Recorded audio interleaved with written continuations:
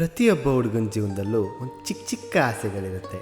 ಒಂದೊಳ್ಳೆ ಫ್ಯಾಮಿಲಿ, ದುಡಿಯೋಕ್ಕೊಂದೊಳ್ಳೆ ಕೆಲಸ, ಪ್ರೀತಿ ಮಾಡೋಕ್ಕೊಂದು ಹುಡುಗಿ, ಪ್ರೀತಿಸ್ದೊಳ್ಳೆ ಮದುವೆ ಆಗಿ ಜೀವನ ಪೂರ್ತಿ ಅವಳ ಜೊತೆ ಸಂತೋಷವಾಗಿರಬೇಕು ಅಂತನೋ ಆಸೆ. ನನ್ನ ಲೈಫಲ್ಲಿ ಆಲ್ಮೋಸ್ಟ್ ಎಲ್ಲ ಇದೆ, ಆದರೆ ನನ್ನ ಲವ್ ಸ್ವಲ್ಪ ಡಿಫ್ರೆಂಟ್. ಅಪರೂಪಕ್ಕೊಂದ್ಸಲಿ ಬರೋ ಕಾಲ್ಸು, ಅವಾಗವಾಗ ಬರೋ ಮೆಸೇಜ್ಸು, ಇನ್ನು ಮೀಟ್ ಅಂತೂ ಕೇಳಲೇಬಿಡಿ. ಆದರೂ ನನಗೆ ಅವಳ ಮೇಲೆ ಪ್ರೀತಿ ಯಾವತ್ತೂ ಕಡಿಮೆ ಆಗಿಲ್ಲ. ಯಾಕಂದರೆ ನನಗೆ ಅವಳ ಮೇಲಿರೋದು ಕೇವಲ ಮೋಹ ಅಲ್ಲ, ಪೂಜ್ಯತೆ. ಅವಳು ಕೇವಲ ನನಗೆ ಆಯ್ಕೆ ಅಲ್ಲ, ಮತ್ತೆ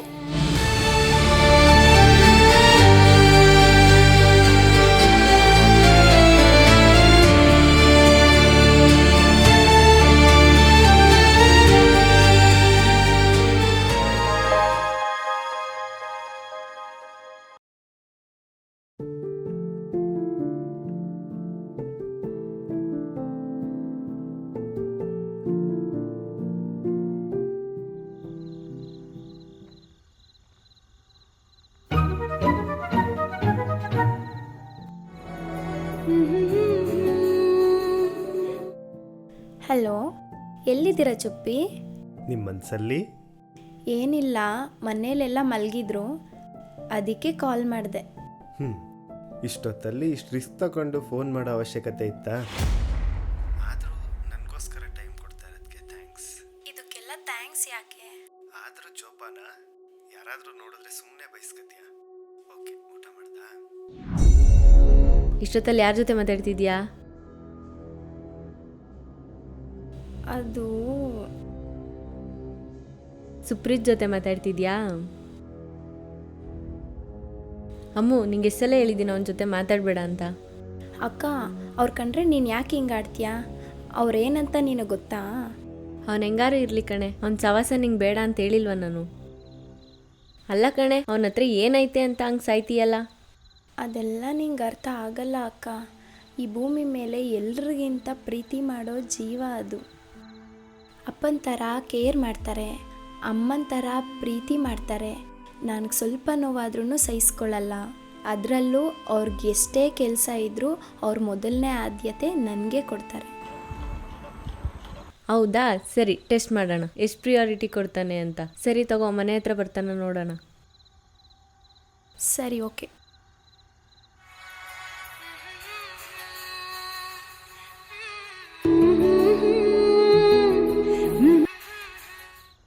ಹಲೋ, ಹೇಳಿ ಮಕ್ಕಳು. ಏನು ಮಾಡ್ತಿದ್ದೀರಾ ಚುಪ್ಪಿ? ಮಲಗಿದ್ದೆ. ಯಾಕೆ? ಒಂದು ಕೇಳಲಾ? ಕೇಳಪ್ಪ. ಯಾಕೋ ಹೊಟ್ಟೆ ಹಸಿತಿದೆ, ಏನಾದರೂ ತೊಗೊಂಬರ್ತೀರಾ? ಸ್ನ್ಯಾಕ್ಸ್ ತೊಗೊಬನ್ನಿ. ಇಷ್ಟೊತ್ತಲ್ಲ? ಮನೇಲಿ ಯಾರೂ ಇಲ್ಲ, ಪ್ಲೀಸ್ ಬನ್ನಿ. ಬೇಡ ಮಕ್ಕಳು, ಯಾರಾದರೂ ನೋಡಿದ್ರೆ ಸುಮ್ಮನೆ ಪ್ರಾಬ್ಲಮ್ ಆಗುತ್ತೆ. ಮನೇಲಿ ಯಾರೂ ಇಲ್ಲ, ತೊಗೊಬನ್ನಿ ಪ್ಲೀಸ್. ಈಗ ಬರ್ತೀರಾ ಬರಲ್ವಾ? ಸರಿ. ಎಷ್ಟೊತ್ತು ವೆಯ್ಟ್ ಮಾಡ್ತೀಯ? ಅವ್ನು ಬರಲ್ಲ, ಹೋಗಿ ಮಲ್ಕೋ.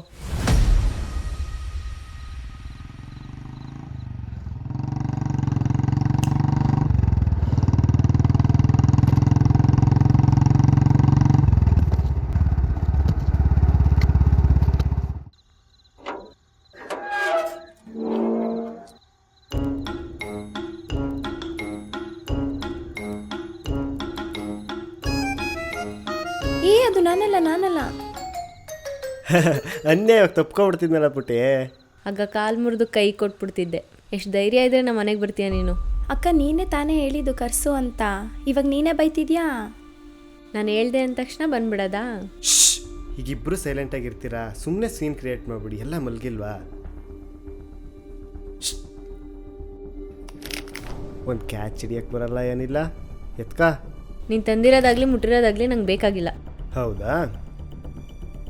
ಈಗ ಇವಳು ಮುಟ್ಟಿದ್ದೀನಲ್ಲ, ಬೇಕು ಅಂದರೆ ಹೇಳು, ಬಿಟ್ಬಿಟ್ಟು ಹೋಯ್ತೀನಿ. ಇಲ್ಲ ಅಂತಂದರೆ ಕರ್ಕೊಂಡು ಹೋಯ್ತೀನಿ. ನಿಮ್ಮಿಬ್ರದ್ದು ಅತಿ ಆಯಿತು. ಏ ಅಮ್ಮು, ಬೇಗ ಬಂದು ಮಲ್ಕೋ. ಭಯ ಆದ್ರೆ ಹೇಳು, ಕೆಳಗಡೆಗೆ ಬಂದು ಡ್ರಾಪ್ ಮಾಡ್ತೀನಿ. ಆಡಿ ಆಡಿ ಮಾಡಿಸ್ತೀನಿ ನಿಮಗೆ. ಯಾಕೆ ಚುಪ್ಪಿ ಅವಳನ್ನ ಅಯ್ಯೋ ಅನಿಸ್ತೀರಾ? ಅವಳಿಗೆ ಫಸ್ಟೇ ನಂಬ್ಕೊಂಡ್ರೆ ಆಗಲ್ಲ. ಸುಮ್ಮನೆ ತಮಾಷೆಗಷ್ಟೇ.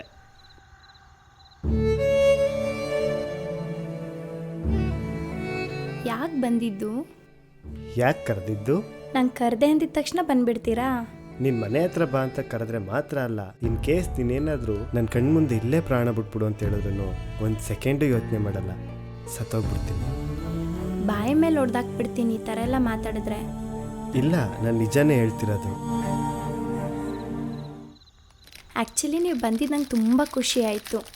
ಇದೇ ಖುಷಿಗೆ ಏನಾದರೂ ಕೇಳಿ ಕೊಡ್ತೀನಿ. ಏನು ಕೇಳಿದ್ರು ಕೊಡ್ತೀಯಾ? ತಗೋ, ಇಸ್ಕೋ. ಕೇಳಲಾ? ಏನು ಗೊತ್ತಾ, ನನಗೆ ಎಲ್ಲ ನಾರ್ಮಲ್ ಆಗಬೇಕು. ಅಂದರೆ ಬೇಕು ಅಂದಾಗೆಲ್ಲ ಕಾಲ್ ಮಾಡಬೇಕು, ಅನಿಸ್ದಾಗೆಲ್ಲ ಮೆಸೇಜ್ ಮಾಡಬೇಕು, ನೋಡಬೇಕು ಅಂತ ಅನಿಸಿದ ತಕ್ಷಣ ನಿನ್ನ ಮೀಟ್ ಮಾಡಬೇಕು. ಇದೆಲ್ಲ ತುಂಬ ಆಸೆ ಇದೆ ನನಗೆ. ಇದೆಲ್ಲ ನಡೆಯುತ್ತೆ ಆದಷ್ಟು ಬೇಗ. ಆದರೆ ಏನು ಮಾಡೋದು, ಸಿಚುಯೇಷನ್, ಎಜುಕೇಷನ್ ಟೆನ್ಷನ್ನು, ಏನೂ ಮಾಡೋಕ್ಕಾಗಲ್ಲ. ಅದರಲ್ಲೂ ಮನೇಲಿ ಮೊದಲಿನ ಥರ ಇಲ್ಲವೇ ಇಲ್ಲ. ಫೋನ್ ಅಂತೂ ಯೂಸ್ ಮಾಡೋಕ್ಕೆ ಬಿಡೋದೇ ಇಲ್ಲ. ಏನಿಲ್ಲ, ಮುಂದೆ ಎಲ್ಲ ಸರಿ ಹೋಗುತ್ತೆ, ಆರಾಮಾಗಿರಿ. ಏನು ಗೊತ್ತಾ, ನನ್ನ ಲೈಫಲ್ಲಿ ಯಾವುದನ್ನು ಇಷ್ಟೊಂದು ಇಷ್ಟಪಟ್ಟೇ ಇಲ್ಲ. ನಾನು ಇಷ್ಟೊಂದು ಇಷ್ಟಪಟ್ಟಿದ್ದ ವ್ಯಕ್ತಿ ಅಂತಂತಂದರೆ ಅದು ನೀನು. ನಾನು ಯಾಕೆ ನಿನ್ನ ಇಷ್ಟು ಹಚ್ಕೊಂಡೆ ಅಂತ ನಂಗೆ ನಿಜವಾಗ್ಲೂ ಗೊತ್ತಿಲ್ಲ. ಆದರೆ ನನಗೆ ನಿನ್ನ ಮೇಲೆ ಪ್ರೀತಿ ಜಾಸ್ತಿ ಆಗ್ತಾ ಹೋಗ್ತಿದ್ದಂಗೆ ಭಯನೂ ಜಾಸ್ತಿ ಆಗ್ತಾ ಹೋಗ್ತಿದೆ. ಎಲ್ಲಿ ನಿಮ್ಮ ಮನೇಲಿ ನಮ್ಮ ಪ್ರೀತಿನ ಅಕ್ಸೆಪ್ಟ್ ಮಾಡಲ್ವೋ, ಎಲ್ಲಿ ನಿನ್ನ ನಾನು ಕಳ್ಕೊಬಿಡ್ತೀನೋ ಅಂತ ಭಯನೇ ಜಾಸ್ತಿ ಆಗ್ತಾ ಹೋಗ್ತಿದೆ.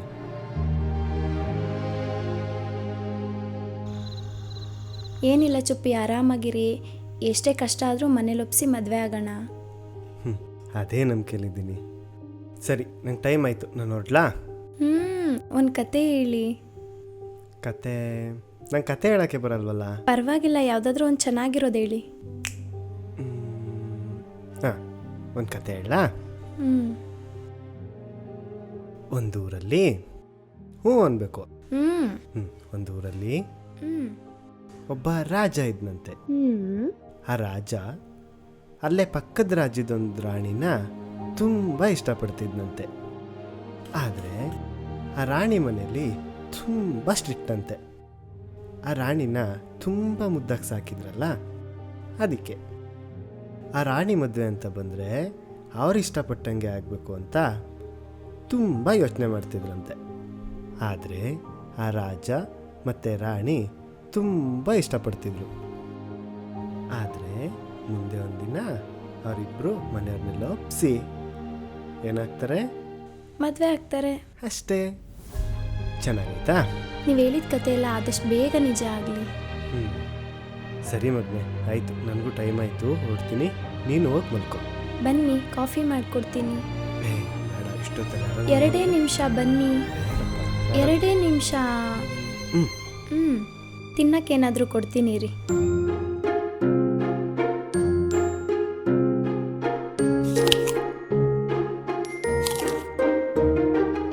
ಹೇಗಿದೆ? Super.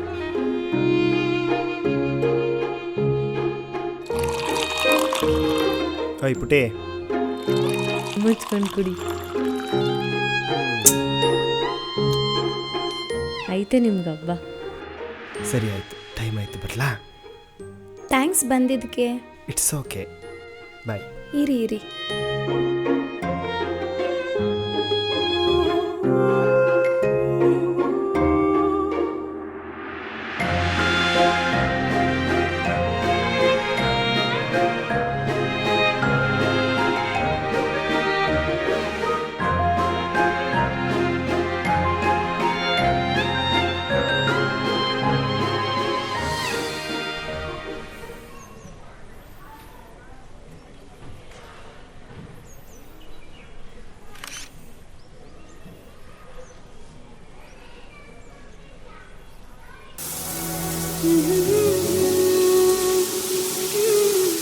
Good morning Chuppi. Very good morning ಮಗನೆ. ಕಾಫಿ ಕಳಿಸಿದ್ದೀನಿ, ಕುಡೀರಿ. ಹೌದಾ? Thank you. ಆ್ಯಕ್ಚುಲಿ ನಿಮ್ಗೊಂದು ಸರ್ಪ್ರೈಸ್ ಇದೆ. ಏನು ಸರ್ಪ್ರೈಸು? ನಿನ್ನೆ ನೈಟು ನೀವು ನನ್ನ ನೋಡೋಕ್ಕೆ ಬಂದಿದ್ರಿ. ಹೌದು. ನನಗೋಸ್ಕರ. ನಾನು ನಿಮ್ಮನ್ನ ನೋಡೋಕ್ಕೆ ಇವತ್ತು ಮಂಡ್ಯಕ್ಕೆ ಬರ್ತಿದ್ದೀನಿ. ಮಂಡ್ಯಗೆ ಯಾಕೆ? ನೋಡ್ಬೇಕನ್ನಿಸ್ತು, ಅದಕ್ಕೆ. ರಾತ್ರಿ ತಾನೇ ಬಂದಿದ್ದಲ್ಲ. ಅಂದರೆ ಇವಾಗ ಬರಲ್ವಾ? ನಿಮ್ಮ ಅಕ್ಕಂಗೆ ಗೊತ್ತಾದರೆ? ಲೈಫ್ ನಮ್ಮದು, ಡಿಸಿಷನ್ ಕೂಡ ನಮ್ಮದೇ ಆಗಿರಬೇಕು. ನಿಜ ತಾನೇ? ನಿಜ. ಕಬಂದ್ಲು ಮಾಡ್ತೀನಿ. ಇಂಟರ್ವ್ಯೂ ಆಯ್ತಲ್ಲ, ಏನಪ್ಪ ಮಾಡೋದು? ಎಲ್ಲಿಗೆ ಹೋಗ್ತಿದ್ಯಾ? ಮಂಡ್ಯ ಹೋಗ್ತಿದ್ದೀನಿ. ಏನಕ್ಕೆ ಹೋಗ್ತಿದ್ಯಾ? ಸುಪ್ರೀತ್ನ ಮೀಟ್ ಮಾಡಕ್ಕೆ ಹೋಗ್ತಿದ್ದೀನಿ. ಅಲ್ಲ ಕಣೆ, ಅವ್ನು ಸೆಟಲ್ ಆಗಿಲ್ಲ, ಏನಾಗಿಲ್ಲ, ಕೆಲಸ ಇಲ್ಲ, ಅವನು ಅಂತ ಏನಕ್ಕೆ ಸಾಯ್ತೀಯಾ? ಅದೆಲ್ಲ ನಿಂಗೆ ಗೊತ್ತಿಲ್ಲ ಅಕ್ಕ. ಅವ್ರು ಆಗಿರಬೇಕು, ಹೀಗಿರಬೇಕು ಆ ಥರ ಆಸೆ ಏನಿಲ್ಲ. ಅವ್ರ ಪ್ರೀತಿ ಕಾಳಜಿ ಮುಂದೆ ಯಾವುದು ದೊಡ್ಡದಲ್ಲ. ಅವರು ಅಂದರೆ ಯಾಕೆ ಸಾಯ್ತೀನಿ ಗೊತ್ತಾ ನಿನಗೆ? ನಾನೇನಂದ್ರೂ ಬೈಯಲ್ಲ, ನಾನೇನು ಕೇಳಿದ್ರು ಕೊಡಿಸ್ತಾರೆ, ನಾನೇನೇ ಮಾಡಿದ್ರು ಕೋಪ ಮಾಡ್ಕೊಳ್ಳಲ್ಲ. ನನಗೋಸ್ಕರ ಅವ್ರು ಎಷ್ಟು ವೆಯ್ಟ್ ಮಾಡ್ತಿದ್ದಾರೆ ಗೊತ್ತಾ? ಲಾಸ್ಟ್ ಟೈಮ್ ಮನೇಲಿ ಫೋನ್ ಕಿತ್ಕೊಂಡಾಗ ನಾನು ಅವನಿಗೆ ಒಂದು ಮೆಸೇಜ್ ಮಾಡ್ತೀನಿ, ಒಂದು ಕಾಲ್ ಮಾಡ್ತೀನಿ ಅಂತ ಎಷ್ಟು ವೆಯ್ಟ್ ಮಾಡ್ತಿದ್ರು ಗೊತ್ತಾ? ಅವ್ರ ಪ್ರೀತಿನ ನಾನು ಹೆಂಗೆ ಮರಲಿ, ಹೆಂಗೆ ಬಿಟ್ಕೊಡ್ಲಿ? ನನ್ನ ಅವರಷ್ಟು ಪ್ರೀತಿ ಮಾಡೋರು ಎಲ್ಲೂ ಸಿಗಲ್ಲ. ಸರಿ, ಏನಾರು ಮಾಡ್ಕೊಳ್ಳವ, ನಿನ್ನಿಷ್ಟ. ಇವಳಿಗೇನಾದ್ರೂ ಕಿತಾಪತಿ ಮಾಡ್ಬೇಕಲ್ಲ.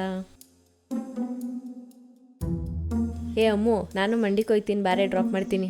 ಹೌದಾ, ಸರಿ ಆಯಿತು, ಥ್ಯಾಂಕ್ ಯು. ಚುಪ್ಪಿ, ನಾನು ಹೊರಟೆ, ಚಾರ್ಜ್ ಕಮ್ಮಿ ಇದೆ, ವೆಯ್ಟ್ ಮಾಡಿಸ್ಬೇಡಿ, ಬೇಗ ಬನ್ನಿ. ನಂಗೆ ಕಾಯಿಸೋದು ಅಂದರೆ ಆಗಲ್ಲ ಅಂತ ಗೊತ್ತು, ಆದರೂ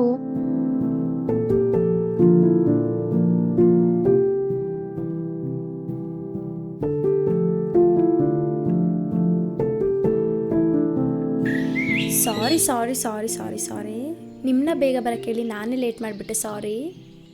ಪರವಾಗಿಲ್ಲ ಮಗನೇ. ಯಾಕೆ, ಏನಾಯಿತು? ಯಾಕೆ ಲೇಟು? ಅಕ್ಕ ಡ್ರಾಪ್ ಮಾಡ್ತೀನಿ ಅಂದ್ಲ, ಅದಕ್ಕೆ ನಾನು ಅವಳ ಜೊತೆನೇ ಬಂದಾ. ಆಮೇಲೆ ಅವಳ ಫ್ರೆಂಡ್ ಮನೆ ಹತ್ರ ನನ್ನ ಬಿಟ್ಲಾ. ಅದಾದಮೇಲೆ ಬರಲೇ ಇಲ್ಲ, ಅದಕ್ಕೆ ನಾನು ಕಾದು ಸಾಕಾಗಿ ನಾನೇ ನಡ್ಕೊಂಡು ಬಂದೆ. ಯಾಕೋ ನಮ್ಮ ಲವ್ ಸ್ಟೋರಿಗೆ ನಿಮ್ಮ ಅಕ್ಕನೇ ವಿಲನ್ ಆಯ್ತಾಳೆ ಅಂತ ಅನ್ನಿಸ್ತೈತೆ. ಇಲ್ಲ ಹಾಗೇನಿಲ್ಲ, ಬನ್ನಿ ಕೂತ್ಕೊಂಡು ಮಾತಾಡೋಣ. ಏನು ಫಾರ್ಮಲ್ಸಲ್ಲಿ ಚಂದ ಕಾಣ್ತೀರಾ, ನಂದೇ ದೃಷ್ಟಿ. ಏನಿದು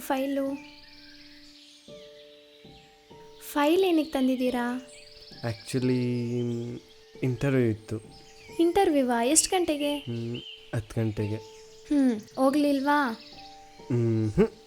ಹಿಂಗೆ ಸಿಗೋ ಕೆಲಸನೆಲ್ಲ ಬಿಟ್ಟರೆ ಏನು ಮಾಡೋದು? ಯಾಕೆ, ನಿನ್ನ ಸಾಕೋ ಕೆಪಾಸಿಟಿ ಇಲ್ವಾ ನನಗೆ? ಹಂಗಲ್ಲ ಚುಪ್ಪಿ, ನಿಂಗೆ ಇಂಟರ್ವ್ಯೂ ಇದೆ ಅಂತ ಮೊದಲೇ ಹೇಳಿದ್ದಿದ್ರೆ ನೆಕ್ಸ್ಟ್ ಯಾವಾಗಾದರೂ ಸಿಗ್ಬೋದಿತ್ತಲ್ವಾ? ಇಂಟರ್ವ್ಯೂ ಬಿಟ್ಟು ಬರೋ ಅವಶ್ಯಕತೆ ಇತ್ತಾ? ಹಂಗಲ್ಲ ಮಗನೇ, ನನಗೆ ನಿನಗಿಂತ ಇಂಪಾರ್ಟೆಂಟ್ ಆಗಿರೋದು ಯಾವುದೂ ಇಲ್ಲ. ಫಸ್ಟು ನೀನು, ಆಮೇಲೆ ಮಿಕ್ಕಿದ್ದೆಲ್ಲ. ಮತ್ತು ಮನೇಲೆಲ್ಲ ಹೇಗಿದ್ದಾರೆ ಅತ್ತೆ ಮಾವ ಎಲ್ಲ? ಎಲ್ಲ ಚೆನ್ನಾಗಿದ್ದಾರೆ. ನೀನು ಬಂದಮೇಲೆ ಇನ್ನೂ ಚೆನ್ನಾಗಿರ್ತಾರೆ. ಅದನ್ನು ಕೇಳಬೇಕಾ?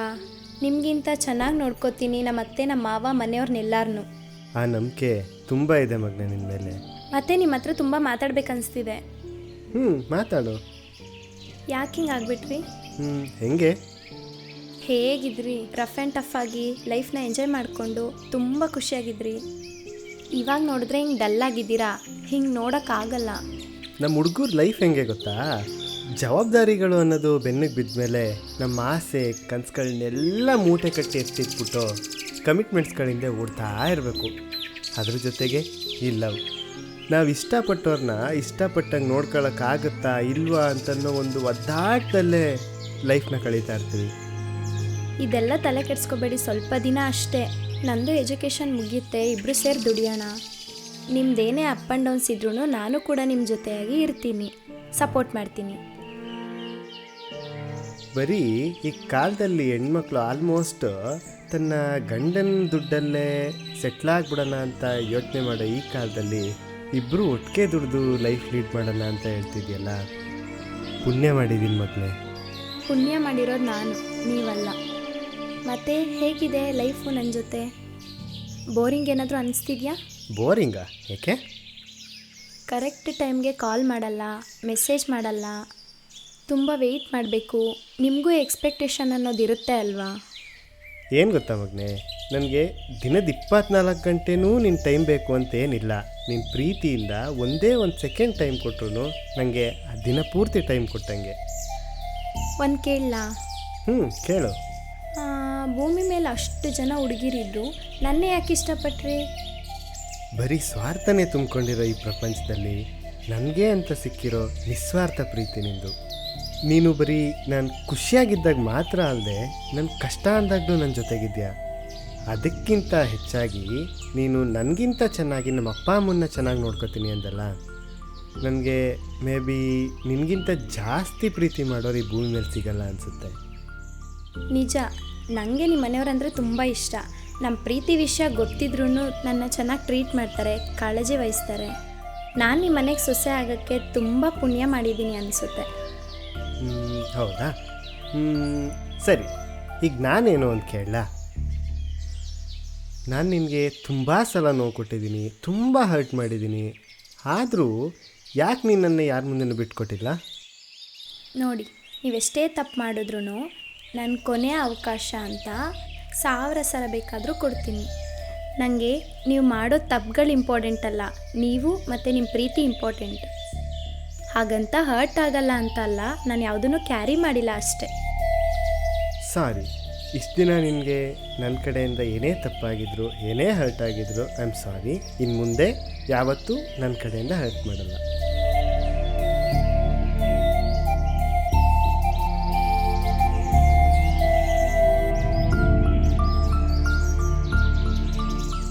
ನಾನು ನಿನ್ನ ಚಿನ್ನದ ತಟ್ಟೆಯಲ್ಲಿ ಊಟ ಮಾಡಿಸ್ತೀನಿ, ಸುಖದ ಸುಪ್ಪತ್ತಿಗೆಯಲ್ಲಿ ಇರಿಸ್ತೀನಿ ಅಂತೆಲ್ಲ ಹೇಳಲ್ಲ. ನಾನು ಅದೆಲ್ಲ ಕೇಳಲ್ಲ, ಆದರೆ ಯಾಕೋ ನಂಗೆ ಭಯ ಆಗ್ತಿದೆ. ಭಯನಾ? ಯಾಕೆ? ನಮ್ಮ ಮನೇಲಿ ಈ ವಿಷಯ ಗೊತ್ತಾದಾಗಿಂದ ಫುಲ್ಲು ಸ್ಟ್ರಿಕ್ಟ್ ಮಾಡ್ತಿದ್ದಾರೆ. ಫೋನ್ ಕೊಡಲ್ಲ, ಇಷ್ಟ ಬಂದಂಗೆ ಇರಕ್ಕೆ ಬಿಡ್ತಿಲ್ಲ. ಇನ್ನು ಮದುವೆ ಅಂತ ವಿಷಯ ಬಂದಾಗ ಏನು ಮಾಡ್ತಾರೋ ಗೊತ್ತಿಲ್ಲ. ನಮ್ಮ ಕೈಲಾದ ಎಫರ್ಟ್ಸ್ ನಾವು ಹಾಕೋಣ, ಒಪ್ಪಿಲ್ಲ ಅಂದರೆ ಏನು ಮಾಡೋಕ್ಕಾಗುತ್ತೆ? ಎಲ್ಲಾದರೂ ದೂರ ಹೋಗ್ಬಿಡೋಣ. ಎಷ್ಟೇ ಕಷ್ಟ ಆದರೂ ಒಪ್ಪಿಸಿ ಮದುವೆ ಆಗೋಣ. ಅವ್ರು ತುಂಬ ನಮ್ಮ ಮೇಲೆ ನಂಬಿಕೆ ಇಟ್ಟಿದ್ದಾರೆ, ಆ ನಂಬಿಕೆನ ಕಳ್ಕೊಳ್ಳೋದು ಬೇಡ. ನಾವೇನೇ ಮಾಡಿದ್ರು ಒಪ್ಪಿಲ್ಲ ಅಂತಂದರೆ? ಒಪ್ಸೋಣ. ಏನೇ ಮಾಡಿದ್ರು ಒಪ್ಪಿಲ್ಲ ಅಂತಂದರೆ ಏನು ಮಾಡೋದು? ಸತ್ತೋಗ್ಬಿಡ್ತೀನಿ. ಮಾತಾಡ್ಬಿಡ. ಇಲ್ಲ, ನಂಗೆ ನನ್ನ ಲೈಫಲ್ಲಿ ನೀವಿಲ್ಲ ಅಂತ ಅಂದಿದ್ದು ನೆಕ್ಸ್ಟ್ ಸೆಕೆಂಡೇ ಈ ದೇಹದಲ್ಲಿ ಉಸಿರಿರಲ್ಲ. ನೋಡು, ನನಗೆ ಮೊದಲನೇ ಪ್ರೀತಿ ಭೂಮಿ ಮೇಲೆ ನಮ್ಮ ಅಮ್ಮಂದಾದರೆ ನನ್ನ ಕೊನೆ ಪ್ರೀತಿ ನಿಂದು. ನಾನು ಯಾವುದೇ ಕಾರಣಕ್ಕೂ ನೀನು ಕಳ್ಕೊಳ್ಳಲ್ಲ. ಎಷ್ಟೇ ಕಷ್ಟ ಆದರೂ ನಿನ್ನ ಜೊತೆಗಿರ್ತೀನಿ, ತಲೆ ಕೆಡಿಸ್ಕೊಬೇಡ. ಫ್ಯೂಚರ್ ಬಗ್ಗೆ ಈಗಲೇ ಕನ್ಸ್ಕೊಂಡ್ರೆ ಮುಂದೆ ಅದನ್ನು ಸಾಧಿಸ್ಬೇಕನ್ನೋ ಹಠ ಇರುತ್ತೆ. ನನಗೇನು ಹೆಚ್ಚು ಆಸೆ ಇಲ್ಲ. ನಾನು ಬಂದಮೇಲೆ ನಿಮ್ಮ ಮನೇಲಿ ಇವಾಗಿರೋದಕ್ಕಿಂತ ತುಂಬ ಖುಷಿಯಾಗಿರಬೇಕು, ಆ ಥರ ನೋಡ್ಕೋಬೇಕಂತ ಆಸೆ ಇದೆ. ಏನೇ ನಿಮ್ದು ಅಪ್ ಆ್ಯಂಡ್ ಡೌನ್ಸ್ ಇದ್ದರೂ ನಾನು ಸಪೋರ್ಟ್ ಮಾಡಿಕೊಂಡು ನಿಮ್ಮನ್ನ ಚೆನ್ನಾಗಿ ನೋಡ್ಕೋತೀನಿ. ನಿಮ್ಮ ಮನೆಯವ್ರನ್ನ ಕೂಡ ತುಂಬ ಚೆನ್ನಾಗಿ ನೋಡ್ಕೋತೀನಿ. ಆಯಿತು, ಇವತ್ತು ಡೇಟ್ ಎಷ್ಟು ಹೇಳಿ? 19th. ಇವತ್ತೊಂದು ತಿಂಗಳಿಗೆ ಅವತ್ತು 19th ಎಲ್ಲ ನೆನ್ಪಿಟ್ಕೊಳ್ಳೋಣ. ನಾನು ನಿನ್ನ ಬರ್ಡೇ ಮರಿತೀನಾ? ಮತ್ತೆ ಅವತ್ತೇನು ಪ್ಲ್ಯಾನು ಸರ್ಪ್ರೈಸ್ ತಾನೇ. ಬರ್ಡೇ ಅನ್ನೋ ಸರ್ಪ್ರೈಸ್ ಇರುತ್ತೆ. ಸರ್ಪ್ರೈಸ್ ಇಲ್ಲ, ನನ್ನ ಬರ್ಡೇಗೆ ನನ್ನ ಪ್ಲ್ಯಾನ್ ಹೇಗಿರುತ್ತೆ ಹಾಗೆ ನಡಿಬೇಕು. ಹೌದಾ? ಏನು ನಿನ್ನ ಪ್ಲ್ಯಾನು? ಹೆಂಗಿರ್ಬೇಕು ನಿನ್ನ ಬರ್ಡೇ? ನನ್ನ ಬರ್ಡೇ ಹೆಂಗಿರ್ಬೇಕು ಗೊತ್ತಾ?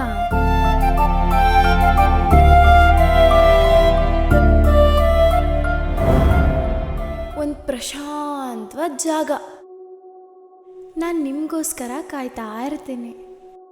ಅಲ್ಲಿಗೆ ನೀವೊಂದು ಬೊಕ್ಕೆ ಹಿಡ್ಕೊಂಡು ಸ್ಲೋ ಮೋಷನಲ್ಲಿ ಬರ್ತೀರಾ.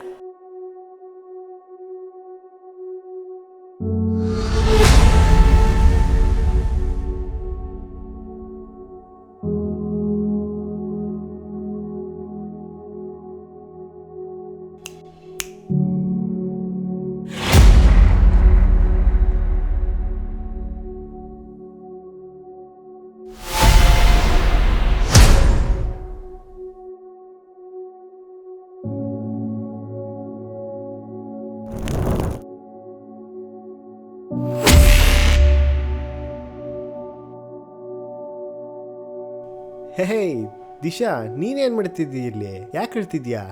ಅಮ್ಮು ಎಲ್ಲಿ? ಅಮ್ಮಗೇನಾಯ್ತು?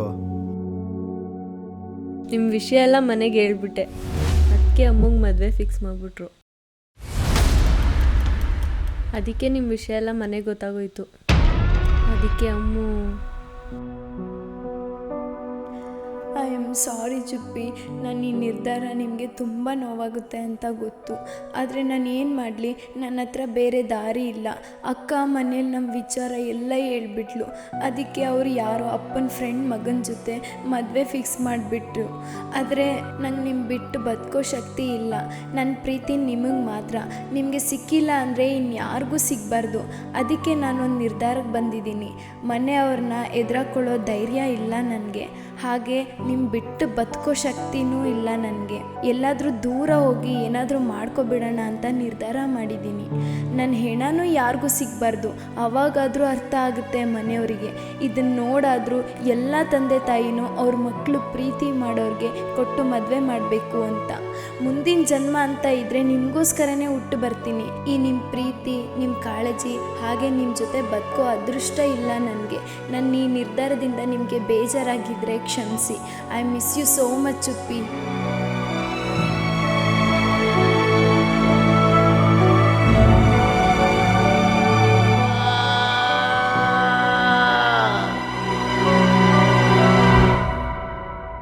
I love you more and more. ಅಮ್ಮೋ, ಯಾಕೆ ಹಿಂಗೆ ಮಾಡಿದೆ ಅಮ್ಮೋ?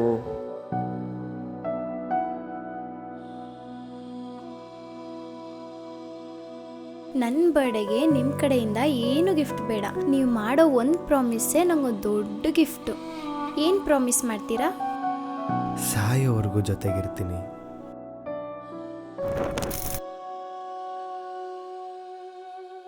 ಸತ್ಮೇಲೂ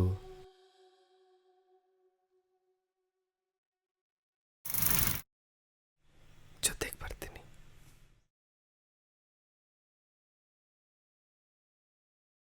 ಪ್ರೀತಿ ಅನ್ನೋದು ಕೇವಲ ಕಲ್ಪನೆ ಅಲ್ಲ, ಅದೊಂದು ಭಾವನೆ.